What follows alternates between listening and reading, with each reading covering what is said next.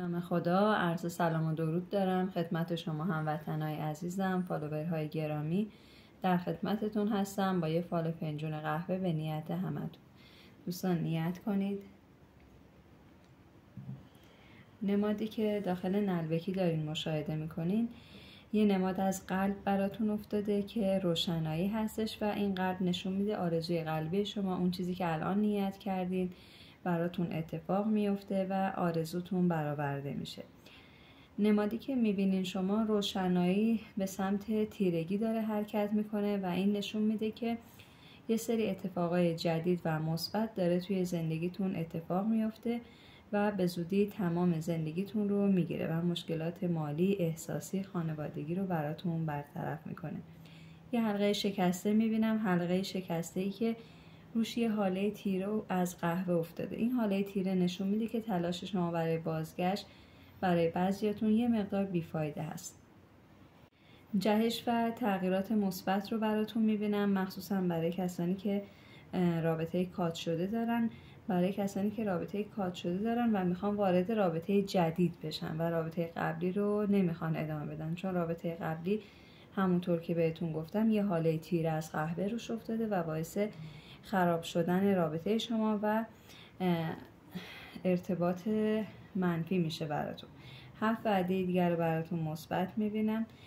دستاتون بالا هست، دستاورد دارین و چیزی که براتون افتاده مبلغ پول قابل توجهی هستش که از 5 شروع میشه. این مبلغ پول خیلی از مشکلات اقتصادی شما را حل میکنه، حتی منجر به اتفاقهای جدید مالی هم براتون میشه. خب دوستان بریم سراغ فنجون. داخل فنجون من وضعیت الان شما رو یه مقدار در هم میبینم. یه سری سوء تفاهم ها براتون پیش اومده که براتون برطرف میشه. کسانی که توی اسم و فامیلشون حروف ت دارن خانم هستن، میبینم براتون که یه سری اتفاقای جدید براتون میفته که این اتفاقا از نظر احساسی حال و احساس شما رو به سمت مثبت شدن تغییر میده. دادگاه رو براتون میبینم، اقدام قانونی براتون میبینم که اقدام ها براتون در ابتدا میتونه یه مقدار ناراحت کننده باشه ولی نتیجه رو مثبت میگیرین انشالله. چراغ براتون روشن شده، این نشون میده که هدایت میشین، خداوند کمکتون میکنه و راه براتون باز میشه. سر دوراهی قرار گرفتین، از این دوراهی میاین بیرون و چیزی که براتون میبینم کسانی که توی اسم و فامیلشون حروف ز دارن یک تعجب از روی خوشحالی دارن. خب این طرف هم من برای شما یه شعله شمع میبینم که رو به پایین روشن شده. این شعله شمع نشون میده که شما یه سری اتفاقای مثبت قراره تو زندگیتون بیفته و حل شدن یه سری از مسائل زندگی و مشکلاتتون که به دست خودتون حل نمیشه کائنات براتون درستش میکنه. فکرتون درگیر مسائل مختلف هستش، به مسائل مالی احساسی دارین فکر میکنین، مسائل قانونی خیلی فکرتون رو درگیر کرده که این هم براتون 100% درست میشه. و من یک شمع خیلی قشنگ براتون میبینم که تو قسمتی از فنجون هستش که خیلی تاریک هست و کاملا براتون واضح افتاده. این یه اتفاق یا یک معجزه بزرگ هستش. خب دوستان کسانی که توی اسم و فامیلشون حروف ب دارن، حروف پ دارن، براتون میبینم که دعانویسی براتون شده، انرژی منفی براتون فعال شده که این انرژی منفی رو میتونه چشم و نظر باشه، طلسم باشه که منفی هستش و توسط شخصی که توی اسم و فامیلش حروف میم داره براتون انجام شده که این رو باید با پاکسازی برطرفش کنید. تعجب میبینم براتون از روی خوشحالی. یه شمع براتون میبینم روشن شده، شمعی که حاجت روایی شما رو نشون میده. 2 وعده دیگر رو براتون خیلی خوب و مثبت میبینم.